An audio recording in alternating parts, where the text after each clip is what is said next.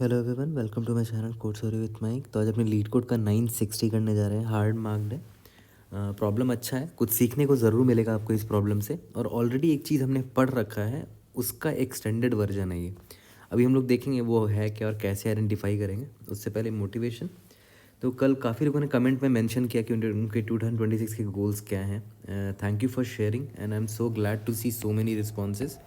ठीक है। And if possible, जब भी आप कोई अच्छा टॉपिक या कोई डिफ़िकल्ट टॉपिक पढ़ रहे होगे, कोई ऐसी टॉपिक जो आप ऑफ़न भूल जाते हो, उसके लिए फेनमैन टेक्निक यूज़ करना उसको पढ़ने के लिए।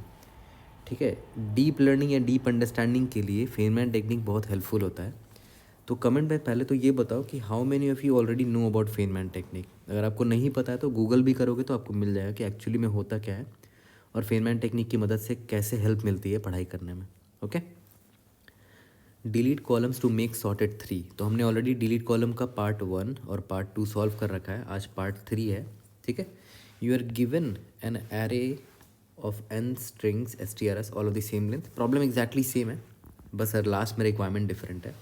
We may choose any deletion indices and we delete all the characters in those indices for all the string. Same problem statement है जो पार्ट 1 और पार्ट 2 में था। यहाँ पर एग्जाम्पल भी बिल्कुल वही सेम है। ठीक है। सपोज वी चूज, बस यहाँ पर डिफरेंट है। Suppose we choose a set of deletion indices answer such that after deletion the final array has every string in lexicographic order. है ना, हर स्ट्रिंग खुद में लेक्सिकोग्राफिकल ऑर्डर में होना चाहिए। ठीक है। जैसे यहाँ पर देखो एस टी आर है, ज़ीरो मतलब क्या हुआ, जो पहला वाला स्ट्रिंग होगा उसका पहला character must be less than equal to उसी स्ट्रिंग का दूसरा character must be less than equal to and so on. फिर इसी तरह S T R S one मतलब क्या हुआ, जो दूसरा स्ट्रिंग रहा होगा उसका पहला character must be less than equal to उसी स्ट्रिंग का दूसरा करेक्टर एंड सो ऑन। ठीक है। And return the minimum possible value of answer dot length. Okay. तो जैसे एग्जांपल देखो, यहाँ से ज़्यादा क्लियर होगा। यहाँ पर अगर आप नोटिस करो, ये स्ट्रिंग खुद में लेक्सियोग्राफिकल होना चाहिए और ये स्ट्रिंग भी खुद में लेक्सियोग्राफिकल होना चाहिए। ओवरऑल ये दोनों स्ट्रिंग लेक्सियोग्राफिकल हो उससे फ़र्क नहीं पड़ता। बोला क्या गया प्रॉब्लम में कि ये स्ट्रिंग खुद में लेक्सियोग्राफिकल होना चाहिए। जैसे यहाँ पर देखो बी है, बी के बाद ए आ गया तो ये लेक्सियोग्राफिकल नहीं है। क्यों? क्योंकि ए के बाद बी आता है। राइट। तो इसका मतलब क्या हुआ कि, तो यहाँ पर क्या बोल रहा है, इंडेक्स नंबर 0, 1 और 4 को डिलीट करना पड़ेगा। तो 0 को डिलीट किया तो इसके भी 0 को आपको डिलीट करना पड़ेगा। इसके 1 को डिलीट किया तो इसके भी 1 को आपको डिलीट करना पड़ेगा। इसके इंडेक्स नंबर 4 को डिलीट करोगे तो इसके भी इंडेक्स नंबर 4 को डिलीट करना पड़ेगा। ठीक है, मतलब 3 डिलीशंस करने पड़ेंगे। अब देखते हैं मेरा आउटपुट स्ट्रिंग क्या है। यहाँ पर हो गया BC और यहाँ पर हो गया AZ। है ना।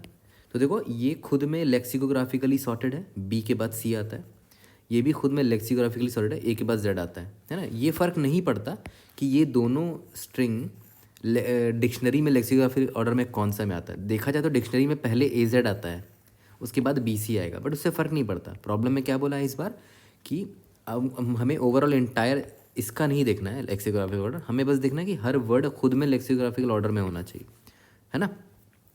सिमिलरली यहाँ पर आंसर 4 होगा, 4 डिलीट करने हैं। ये वाला एग्जांपल देखो, देखो ये सारे वर्ड्स खुद में लेक्सियोग्राफिकल ऑर्डर में नहीं है। मतलब देखो GHI DEF और ABC को अगर आप देखोगे तो डिक्शनरी में पहले ABC मिलेगा, फिर DEF मिलेगा, फिर GHI मिलेगा। बट हमें वो चेक करना ही नहीं है इस प्रॉब्लम में। इस प्रॉब्लम में हमें देखना है कि हर वर्ड्स खुद में लेक्सियोग्राफिक ऑर्डर में है कि नहीं। जैसे यहाँ पर देखो GHI is in already in lexicographic order, क्योंकि G less than equal to H होता है, less than equal to I होता है। सिमिलरली DEF भी सेम फॉलो कर रहा है एंड सो ऑन। ठीक है। तो इसीलिए हमें कोई डिलीशन की ज़रूरत नहीं है, आंसर 0 होगा यहाँ पर। प्रॉब्लम समझ में आ गया। अब देखते हैं हमारा थॉट प्रोसेस क्या होगा। तो मैंने ये एक सिंपल सा एग्जांपल लिया है। ठीक है। जैसे यहाँ पर देखो था ना BA BCA BBAZB। मैंने बस अभी के लिए बस एक स्ट्रिंग लिया है, एक और स्ट्रिंग मैं ले लूँगा बाद में, बट अभी मैं एक स्ट्रिंग से आपको कुछ समझाना चाहता हूँ। अब देखो आपके मन में आ सकता है ये सवाल कि मैंने अभी एक स्ट्रिंग सिर्फ क्यों पकड़ा है। तो देखो ना, प्रॉब्लम में साफ साफ बोला है ना कि आपको ये इंश्योर करना है कि हर स्ट्रिंग खुद में ही लेक्सियोग्राफिकल सॉर्टेड होना चाहिए। जैसे ये खुद में होना चाहिए सॉर्टेड, ये भी खुद में सॉर्टेड होना चाहिए, ये भी खुद में। तो एक एक करके पकड़ रहा हूँ ना, मैंने पहले इसको पकड़ा। ठीक है। उसके बाद फिर जो दूसरा स्ट्रिंग होगा उसको मैं यहाँ पर देख लूँगा। ठीक है। यहाँ पर अगर मुझे किसी को डिलीट करने की ज़रूरत पड़ती है, मान लेते हैं इस कॉलम को डिलीट करने की ज़रूरत पड़ी, तो नीचे जो स्ट्रिंग होगा उसमें भी इस कॉलम को डिलीट कर दूंगा। ठीक है। बट अभी पहले एक स्ट्रिंग को देख लेता हूँ कि मैं इसको लेक्सियोग्राफिकली सॉर्टेड करना चाहता हूँ तो मुझे मिनिमम कितने डिलीशंस करने पड़ेंगे। तो मैं कॉलम लिख देता हूँ, ये कॉलम नंबर 0 है, मतलब इंडेक्स नंबर 0, 1 2 3 4। ठीक है। ओके, अब देखो ध्यान दो, यहाँ पर अगर आप नोटिस करो, आपको इसको क्या करना है, लेक्सिकोग्राफिकली सॉर्ट करना है ना। मतलब जो भी कैरेक्टर होने चाहिए, मान लेते हैं ये स्ट्रिंग एस है, तो S of I must be less than equal to S of I plus one must be less than equal to S of I plus two and so on. कुछ ऐसा रिलेशन फॉलो होना चाहिए, ठीक है। तो इसके लिए आपको कुछ डिलीशन करना पड़ेगा। जैसे यहाँ पर देखो बी है, बी के बाद या तो बी आए तो चलेगा, है ना, या तो सी आए तो चलेगा। तो जैसे बी सही है, बी सही है, सी भी सही है, तो ये एक इंक्रीजिंग सब सीक्वेंस है ना, इंक्रीजिंग है ना। इसके लिए आपको डिलीशन किसको किसको करना पड़ा, इसको डिलीशन करना पड़ा, इसको डिलीशन करना पड़ा, ठीक है। तो डिलीट कर रहे हैं तो मिल क्या रहा है, एक इंक्रीजिंग सब सीक्वेंस मिल रहा है। ध्यान से मैं जो जो वर्ड यूज़ कर रहा हूँ ध्यान से सुनना। जब मैं डिलीट करता हूँ किसी कॉलम को, तो मुझे इंश्योर करना है कि डिलीशन के बाद मुझे इंक्रीजिंग यानी कि लेक्सिकोग्राफिकली सॉर्टेड ऑर्डर में मिलना चाहिए। मतलब इंक्रीजिंग सभी सीक्वेंस मैं निकालने की कोशिश कर रहा हूँ, क्योंकि कुछ डिलीट अगर हो गए, मान लेते ये डिलीट हो गया, ये डिलीट हो गया, तो देख रहे हो BBC क्या है, एक तरह का इंक्रीजिंग सब सीक्वेंस है, ठीक है। और मुझे क्या करना है कि ये इंक्रीजिंग सब सीक्वेंस का लेंथ जितना हो सके उतना बड़ा अच्छा है। क्यों? क्योंकि मुझे डिलीशन मिनिमम करना है। अगर मैं डिलीशन मिनिमम करूँगा, मिनिमम डिलीशंस करूँगा, तो इसका मतलब क्या हुआ, जो लेंथ होगा इंक्रीजिंग सब सीक्वेंस वो मैक्सिमम होगा, है ना। मान लेते हैं मैंने सिर्फ एक को डिलीट किया, तो लेंथ कितना मिल रहा है, 1 2 3 4, है ना। मान लेते अगर ये इंक्रीजिंग होता तो ठीक है, तो जितना कम डिलीट करोगे उतना बड़ा इंक्रीजिंग सब सीक्वेंस मिलेगा, ठीक है। तो यहाँ पर मैं क्या लिख रहा हूँ, ध्यान देना, डिलीशन जितना हो सके उतना मिनिमम करना है मुझे, ठीक है। इससे होगा क्या,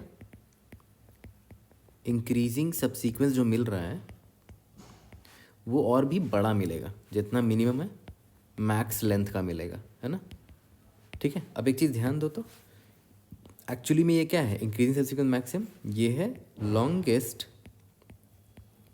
इंक्रीजिंग सब सीक्वेंस। 1000 बार मैंने पढ़ा रखा है, और LIS का मैंने बहुत सारे वेरिएंट्स भी आपको पढ़ा रखा है। तो मेरे DP कंसेप्ट्स के प्लेलिस्ट में जाओगे ना, तो वहाँ पर आपको एक LIS का एक सीरीज़ मिलेगा DP कंसेप्ट्स के प्लेलिस्ट में, जहाँ पर मैंने LIS पढ़ाया है और LIS के वेरिएंट्स जितने हैं उस पर प्रॉब्लम सॉल्व कराया है। तो वो सब ज़रूर से कर लेना फ्री टाइम में, ठीक है। बट मैं आपको ये बताना चाह रहा हूँ कि एक्चुअली में ना चाहते हुए भी, जाने अनजाने में, हम इसका LIS निकालना चाह रहे हैं, लॉन्गेस्ट इंक्रीजिंग सब सीक्वेंस, ठीक है। मान लेते हैं यहाँ पर मुझे डिलीट इसको और इसको करना पड़ा, तो LIS का लेंथ देखो तो कितना है, 3 है। लॉन्गेस्ट इंक्रीजिंग सब सीक्वेंस का लेंथ कितना है, 3 है। अगर लॉन्गेस्ट इंक्रीजिंग सब सीक्वेंस का लेंथ 3 है, तो मुझे डिलीशन कितना करना पड़ेगा, deletion will be equal to, total length कितना है इसका, 1 2 3 4 5 है ना, 5 माइनस LIS का लेंथ कितना हो गया, 5 माइनस 3 दैट इज़ 2, यानी कि मुझे सिर्फ 2 ही डिलीशन करने पड़ेंगे। और देखो ध्यान से देखो, यहाँ पर हम LIS को मैक्सिमाइज़ करना चाह रहे हैं। अगर इसको मैक्सिमाइज़ करेंगे तो ऑब्वियस सी बात है इसका ओवरऑल वैल्यू कितना हो जाएगा, मिनिमाइज़ होता चला जाएगा। और मुझे वही तो करना है, डिलीशन का वैल्यू मिनिमम करना है ना। प्रॉब्लम में वही तो बोला है कि minimum possible value of answer dot length. Answer में क्या होता था, डिलीशन कितने कॉलम्स को हमने डिलीट किया है, ठीक है, उसका आंसर्स में वही होता था। तो हमें उसी मिनिमाइज़ करना है। उसे मिनिमाइज़ करने का मतलब क्या हुआ, LIS को मैक्सिमाइज़ करना है। तो अल्टीमेटली आपने नोटिस किया होगा कि देखा जाए तो ये LIS का प्रॉब्लम लग रहा है, this is nothing but LIS variant, ठीक है। बस इसमें चैलेंज क्या है ना, कि जनरली LIS के प्रॉब्लम में सिर्फ एक ही स्ट्रिंग दिया होता है ना। यहाँ पर मल्टीपल स्ट्रिंग है, तो ऐसा कोई प्रॉब्लम नहीं है। ऐसा नहीं है कि आप सिर्फ एक ही स्ट्रिंग में LIS लगा सकते हो, आप बहुत सारे स्ट्रिंग में साथ में LIS लगा सकते हो। मान लेते हैं ये आपका स्ट्रिंग 1 है, ये आपका स्ट्रिंग 2 है, ये आपका स्ट्रिंग 3 है, साथ में LIS लगा सकते हो, ठीक है। तो अभी मैं आपको दिखाऊंगा कि LIS की मदद से कैसे सॉल्व करेंगे इस प्रॉब्लम को। बट उससे पहले बहुत इंपॉर्टेंट चीज़, कि अगर आपने नहीं देख रखा है ऑलरेडी मेरे LIS का रिकर्शन मेमोराइजेशन एंड LIS का bottom up, specially bottom up तो ज़रूर से देख लेना, क्योंकि मैं उसी का इस्तेमाल करने वाला हूँ इस वीडियो में। तो बहुत दिक्कत होगी आपको ये वीडियो समझने में, इसीलिए मैं आपको रिक्वेस्ट करता हूँ कि ये ज़रूर से देख लेना। 30 मिनट्स का वीडियो ज़्यादा से ज़्यादा ज़रूर से देख लेना बॉटम अप। और बॉटम अप ज़्यादा अच्छे कब समझ में आता है, जब आपको रिकर्शन मेमोराइजेशन आपने ऑलरेडी लिख रखा है। इसलिए मैंने बोला ये दोनों वीडियो ज़रूर से देख लेना। 30 मिनट्स का वीडियो है, नॉलेज होगा आपको ही, इसीलिए देख लो, है ना। तो उनके लिए स्पेशली, उनके लिए फिर आसान हो जाएगा आज का प्रॉब्लम, ठीक है। तो मैंने अभी आपको क्या बोला कि जो मुझे एग्जाम्पल देख रखा था, यहाँ पर क्या एग्जाम्पल था, BA BCA, है ना। यहाँ मैं लिख देता हूँ इसको, BABCA, ठीक है। और यहाँ पर इसका इंडेक्सिंग कर देता हूँ, इंडेक्स नंबर 0 1 2 3 4। ये इंडेक्स कॉलम की तरह भी काम करता है, कॉलम नंबर 0 है, कॉलम नंबर 1 है, कॉलम नंबर 2 है, एंड सो ऑन। ओके, अब देखो ध्यान दो, मेरा अल्टीमेट गोल मुझे समझ में आ गया कि मुझे LIS निकालना है, लॉन्गेस्ट इंक्रीजिंग सब सीक्वेंस। फिर मैं क्या करूँगा, टोटल जो लेंथ है स्ट्रिंग का n माइनस LIS कर दूंगा, तो मुझे क्या बचेगा, मिनिमम डिलीशंस मिल जाएंगे, ठीक है। चलो अब आगे बढ़ते हैं। अब देखो ध्यान दो, LIS हम कैसे निकालते थे, आपको याद होगा कि एक इंडेक्स I यहाँ रहता था, फिर अभी स्टार्टिंग में हम लोग ये मान लेते थे कि द लॉन्गेस्ट इंक्रीजिंग सब sequence ending at index 0 is 1, क्योंकि देखो ये बंदा खुद में ही एक इंक्रीजिंग सब सीक्वेंस है, ये बंदा भी खुद में एक इंक्रीजिंग सब सीक्वेंस है, ये भी खुद में इंक्रीजिंग सब सीक्वेंस है। तो हम लोग क्या करते थे, सबकी वैल्यू 1 ले लेते थे, ठीक है। इसका नाम DP दे दो या कुछ भी दे दो, DP इस लेंथ का लेते थे और सबकी वैल्यू 1 1 1 रख देते थे, जहाँ पर DP ऑफ I का मतलब क्या होता था, LIS longest increasing sequence ending at index I, ठीक है। ये तो आपको याद होगा अगर आपने बॉटम अप मेरा देख रखा है, तो सभी का अभी इनिशियल वैल्यू मैंने 1 1 रखा है, ओके।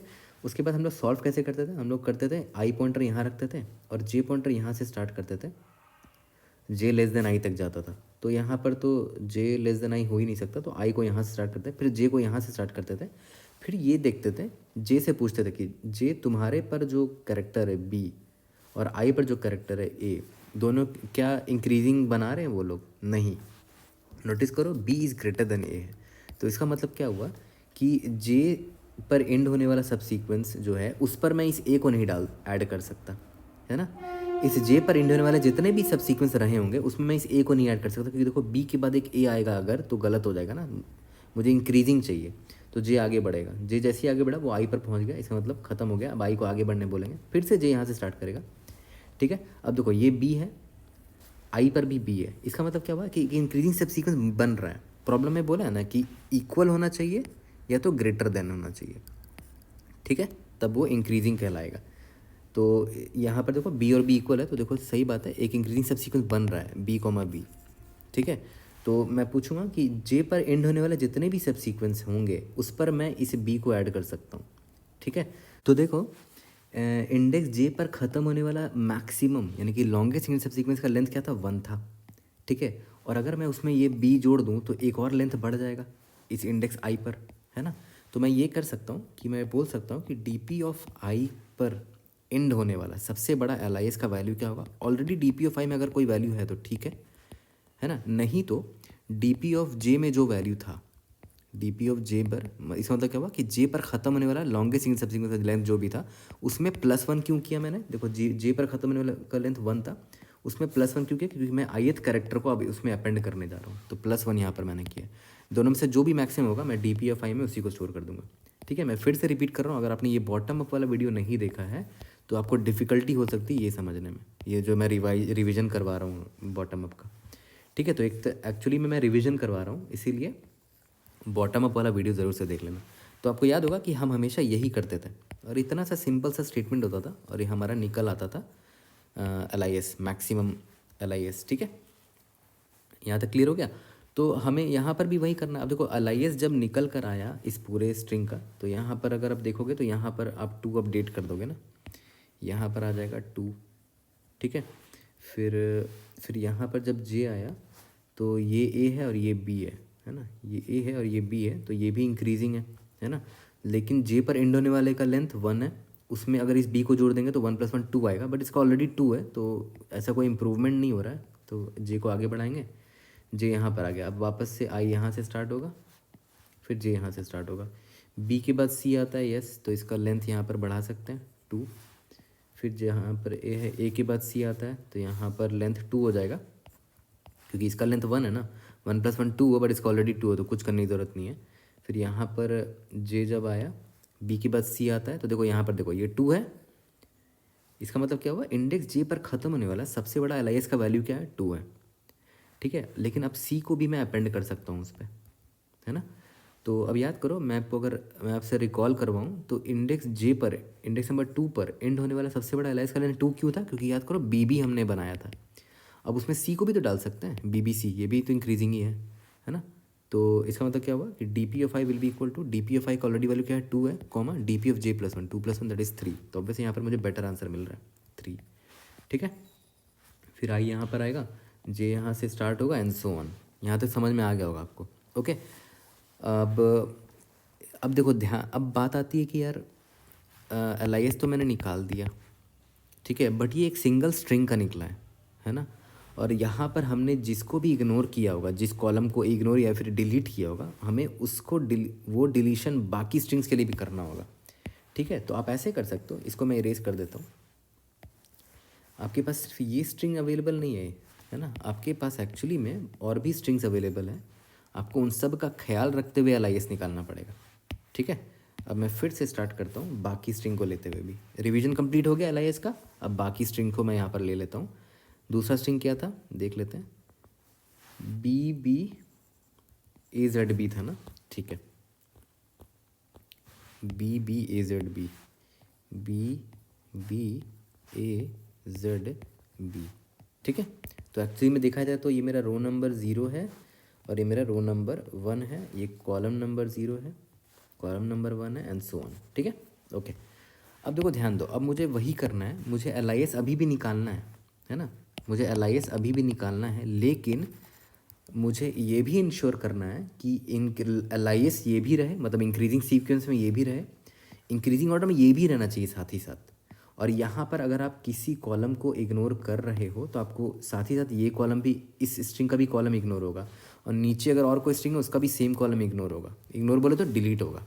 ठीक है, तो अब थोड़ा सा मेरा कंडीशन चेंज होगा। अब देखो ध्यान दो, पहले याद है जब LIS निकालना होता था तो जे पॉइंटर मान लेते हैं यहाँ पर है और आई पॉइंटर यहाँ पर है, तो याद करो क्या चेक करते थे कि ये जो स्ट्रिंग है उसका करंट कैरेक्टर, जेथ कैरेक्टर और आयत कैरेक्टर क्या इंक्रीजिंग ऑर्डर में है। यस, ठीक है, बट हमें साथ साथ ये भी देखना पड़ेगा कि क्या नीचे वाले स्ट्रिंग का भी सेम रूल फॉलो हो रहा है क्या, इसका भी B Z है क्या। हाँ है, इसका मतलब AC, और AC जो है एक इंक्रीजिंग सबसीक्वेंस है इस वाले स्ट्रिंग में, और करस्पॉन्डिंग BZ इंक्रीजिंग सबसीक्वेंस है इस स्ट्रिंग में।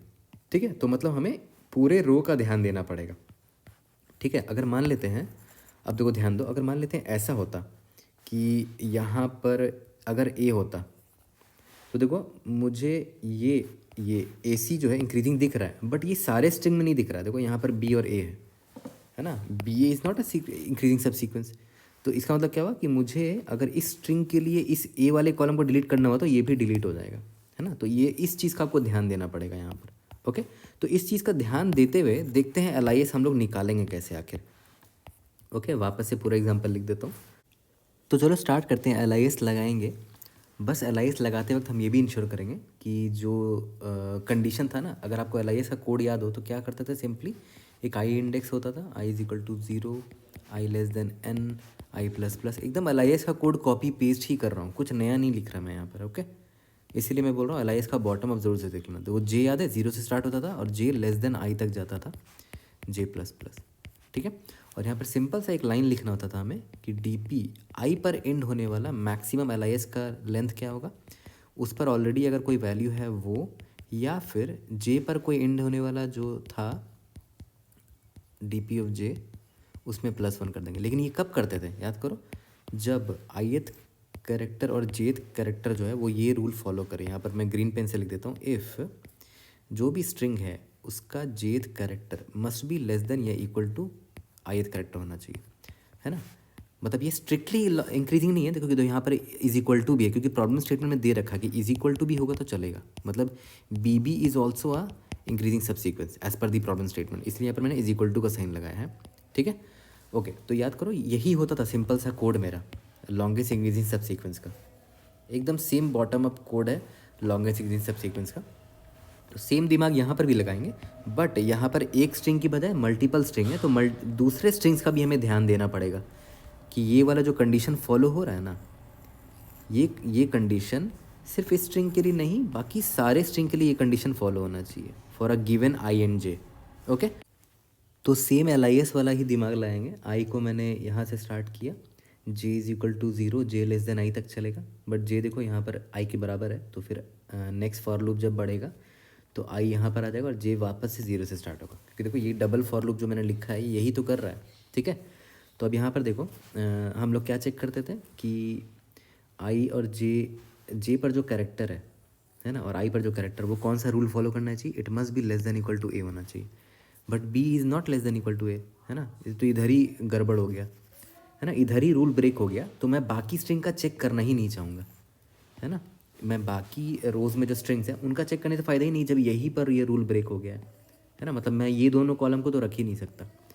ठीक है, तो इसका मतलब क्या हुआ कि अभी जो इनका लेंथ था डी पी ऑफ आई का जो वैल्यू था 1 1 1 था सभी का स्टार्टिंग में, LIS में वही रखते, तो ये अभी भी 1 और 1 ही रहेगा, कोई चेंज नहीं आएगा। ठीक है, फिर जे जैसे ही आगे बढ़ा फॉर लूप ब्रेक हुआ, आई आगे बढ़ा, जे वापस से यहाँ से स्टार्ट हुआ। ठीक है, अब देखो ये बी है, ये बी है, क्या ये पैटर्न फॉलो कर रहा है? Yes, B is less than equal to B होता है, तो विच इज़ गुड। बट मुझे सिर्फ इस स्ट्रिंग का नहीं चेक करना था, मुझे बाकी का भी चेक करना है। तो मैं सिमिलरली नेक्स्ट रो में जो स्ट्रिंग है उसका भी चेक करूँगा कि क्या इसका जेथ कैरेक्टर और आयथ कैरेक्टर में जो कैरेक्टर है वो ये फॉलो कर रहा है क्या, देखते हैं। B less than equal to A है क्या, नहीं, यहाँ पर ब्रेक हो गया, कंडीशन ब्रेक हो गया, तो बाकी स्ट्रिंग का चेक करने की ज़रूरत ही नहीं है। जब एक भी स्ट्रिंग का अगर कंडीशन ब्रेक हो गया तो मतलब मैं उन कॉलम्स को साथ में रख ही नहीं सकता। ठीक है, तो इसका मतलब क्या हुआ कि ये कंडीशन फॉलो नहीं हुआ, तो फिर जे आगे बढ़ेगा, जे यहाँ पर आ गया। ओके, अब मैं देखता हूँ पहले वाले स्ट्रिंग का देखूंगा कि ए और बी है, क्या ये कंडीशन फॉलो कर रहा है? Yes, A is less than equal to B होता है। बट अब मुझे बाकी स्ट्रिंग का भी देखना है, ये बी है और ये ए है, क्या B less than equal to A है? नहीं, इसका मतलब गड़बड़ है, ये मैं कंसिडर नहीं कर सकता इस जे और इस आई को।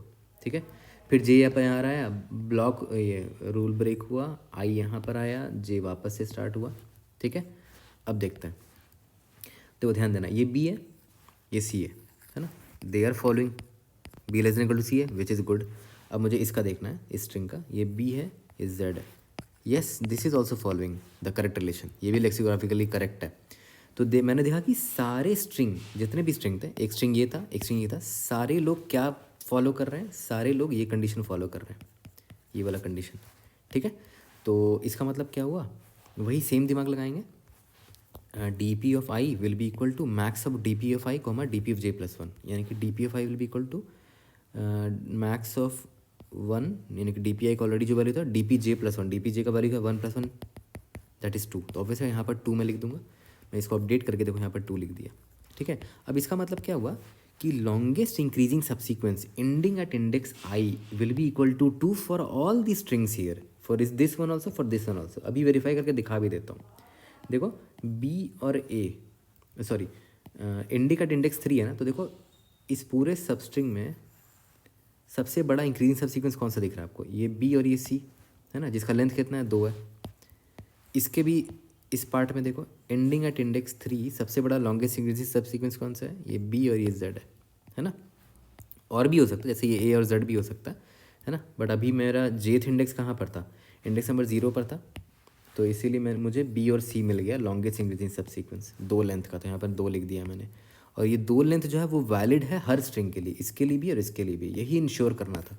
तो एक्चुअली में LIS का ही प्रॉब्लम है ये, देखा है तो सिंपल लॉन्गेस्ट इंक्रीजिंग सबसीक्वेंस का प्रॉब्लम है, बट टफ क्यों हो गया प्रॉब्लम, क्योंकि यहाँ मल्टीपल स्ट्रिंग है। ठीक है, तो कोड अभी भी यही रहेगा, ये फॉर लूप एकदम वही रहेगा, ये भी फॉर लूप एकदम वही रहेगा, बस यहाँ पर क्या है देख रहा हूँ, हम एक स्ट्रिंग को हम का कंपेरिजन कर रहे हैं, हमें ये वाला कंपैरिजन फॉर ऑल स्ट्रिंग्स करना पड़ेगा, है ना, फॉर ऑल स्ट्रिंग्स। इसका मतलब क्या हुआ, मुझे यहाँ पर एक फॉर लूप लगाना पड़ेगा for all strings, her strings के लिए अगर ये वैलिड होगा तभी जाके मैं इसको अप्लाई करूँगा। ठीक है, तो वो मैं कोड को अभी चेंज करूँगा, मैं आपको दिखाऊंगा कैसे चेंज करना है, बट एटलीस्ट मुझे ये तो समझ में आ गया ना कि हाँ भाई ये जो कंडीशन है ये सारे स्ट्रिंग के लिए वैलिड होना चाहिए, सिर्फ एक स्ट्रिंग के लिए नहीं, है ना। ठीक है, और ऐसा क्यों करना पड़ रहा है, सारे स्ट्रिंग के लिए वैलिडिटी क्यों चेक करनी पड़ी, क्योंकि जब मैं किसी कॉलम को डिलीट करता हूँ ना तो सारे स्ट्रिंग के कॉलम डिलीट हो जाते हैं, तो इसका मतलब क्या है कि जो कॉलम जो मैं LIS इसके लिए निकालना चाह रहा हूँ सेम LIS इसके लिए भी निकलना चाहिए, है ना, मतलब सेम जिस कॉलम को मैं डिलीट कर रहा हूँ इस स्ट्रिंग में फॉर फाइंडिंग द LIS, ठीक है, उसी कॉलम को मैं इसमें भी डिलीट करूँगा, है ना। ठीक है, यहाँ तो समझ में आ गया। अब इसके बाद जे जब यहाँ पर आया तो देखते हैं ये ए है, ये सी है, and A is less than equal to C. तो यहाँ पर भी देखना पड़ेगा, इसका जेथ करेक्टर बी है, इसका जेड है, B is less than equal to Z which is good, है ना। इसका मतलब क्या हुआ, सारे स्ट्रिंग के ith करेक्टर और सारे स्ट्रिंग के जेथ करेक्टर लेक्सिकोग्राफिकल ऑर्डर को फॉलो कर रहे हैं, इंक्रीजिंग सबसीक्वेंस, इंक्रीजिंग पैटर्न में है ना। इसका ए और इसका सी, इसका बी और इसका जेड।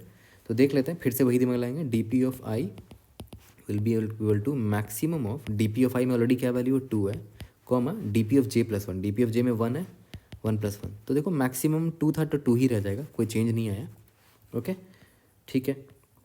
अब जे फिर आगे बढ़ेगा, जे यहाँ आगे बढ़ा, जेथ करेक्टर क्या है, बी है, और ith करेक्टर सी है, B is less than equal to C, ठीक है। सेम अदर स्ट्रिंग का भी सेम चीज़ देखना पड़ेगा, इसका जेथ करेक्टर ए है, इसका जेथ करेक्टर जेड है, and A is less than equal to Z which is fine. Okay, मतलब दो सारे स्ट्रिंग फॉलो कर रहे हैं इंक्रीजिंग पैटर्न को। तो फिर से वही दिमाग लाएंगे, D P of I will be equal to maximum of D P of I का ऑलरेडी वैल्यू 2 है, D P of J plus 1 यानी कि 1 + 1। तो 2, 2 का मैक्सिमम 2 ही होगा, इसलिए डी पी ऑफ आई में कोई चेंज नहीं है अभी भी। ओके ठीक है।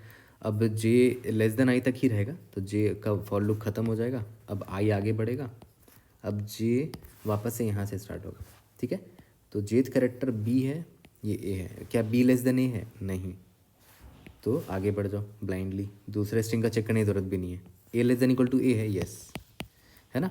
बट हम मुझे इसका भी देखना है, B less than equal to B है, यस, ये भी वैलिड है। सारे स्ट्रिंग के लिए जे और I character correct pattern follow कर रहा है। तो यहाँ पर देख लेते हैं, D P of I will be equal to max of D P of I, D P of I का वैल्यू 1 है, comma D P of J plus 1 यानी कि 1 + 1 दैट इज़ 2। तो यहाँ पर 2 लिख दिया मैंने, देखो, है ना, यानी कि डी पी ऑफ आई का मुझे बेटर वैल्यू मिल गया है 2।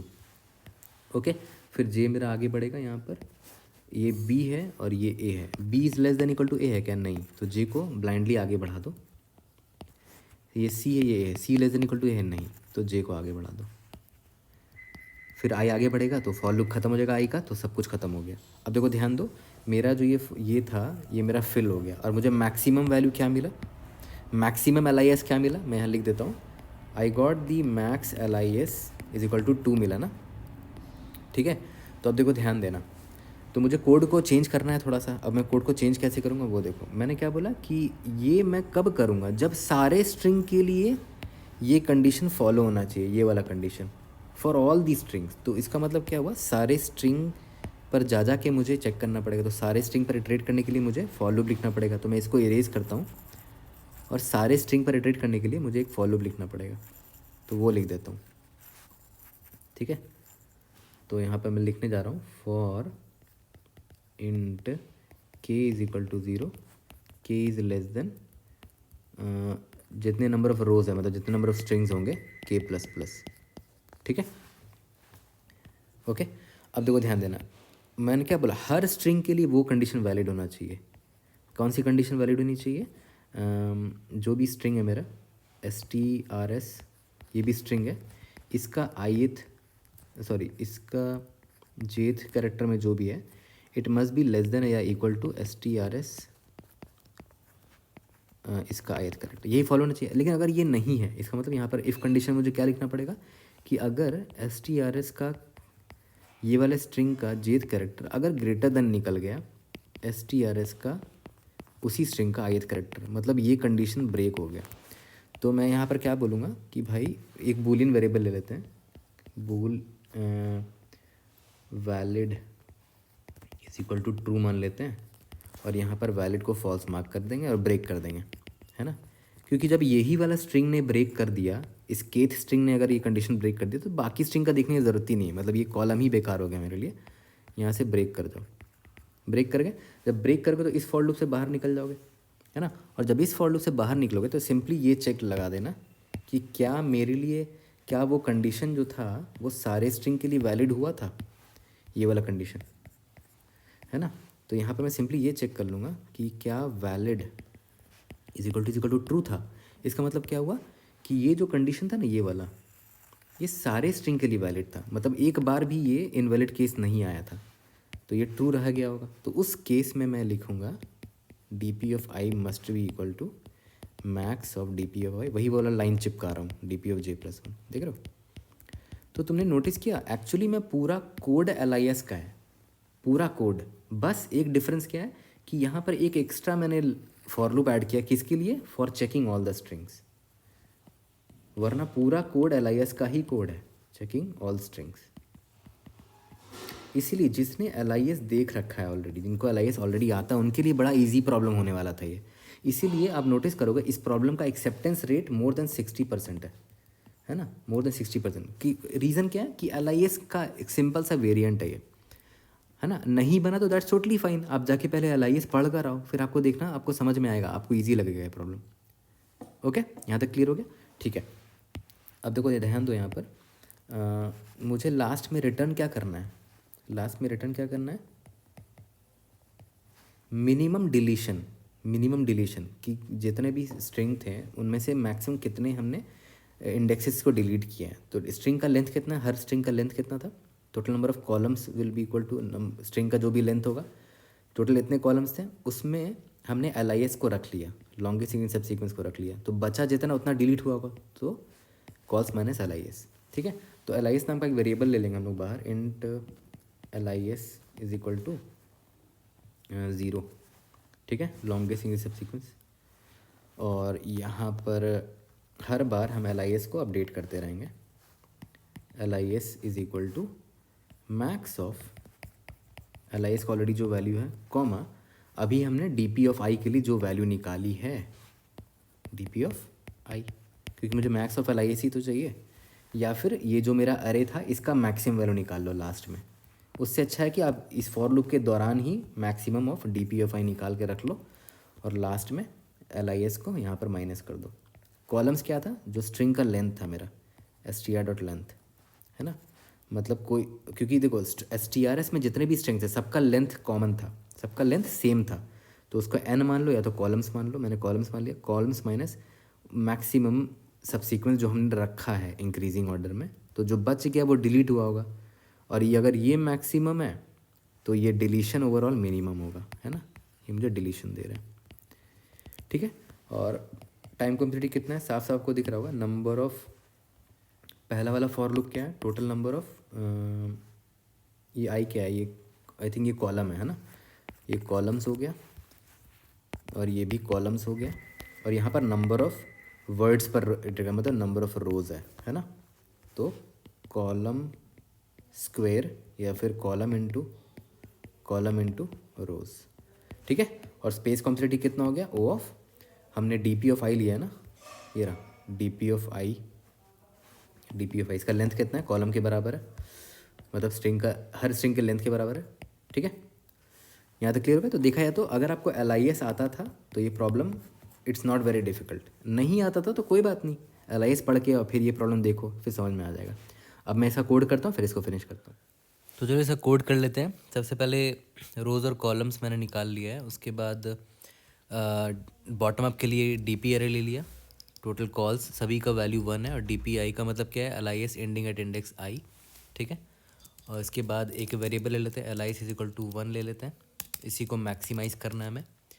Int I is equal to 0, I is less than columns I plus plus, for int j is equal to 0 से लेकर j लेस देन I तक जाएगा, j प्लस प्लस। ये कुछ नहीं है, सिंपल LIS का वही टेम्पलेट जो हम हमेशा पढ़ते हैं, LIS टेम्पलेट, ठीक है। और हमें वो कंडीशन चेक करना है, but we have to ensure कि वो सारे स्ट्रिंग्स के लिए वैलिड होना चाहिए। Safe is equal to true मान लेते हैं। अब सारे स्ट्रिंग्स पर जाएंगे, int k is equal to 0, k is less than rows k plus plus, ठीक है। इफ़ STRS ऑफ इस वाले स्ट्रिंग का jth कैरेक्टर अगर ये ग्रेटर देन है STRS ऑफ दिस स्ट्रिंग का ith कैरेक्टर, मतलब ये पैटर्न फॉलो नहीं कर रहा है इंक्रीजिंग का, तो यहाँ पर सेफ को फॉल्स मार्क करके हम ब्रेक कर जाएंगे, ठीक है। और जब बाहर निकलेंगे तो हम सिंपली ये चेक कर लेंगे कि अगर सारे स्ट्रिंग को चेक करने के बाद इफ़ हमें सेफ मिला, ठीक है, मतलब पूरा का पूरा स्ट्रिंग ये इंक्रीजिंग सीक्वेंस को फॉलो कर रहा है, तो DP of I will be equal to max of DP of I comma DP of J plus 1, ठीक है।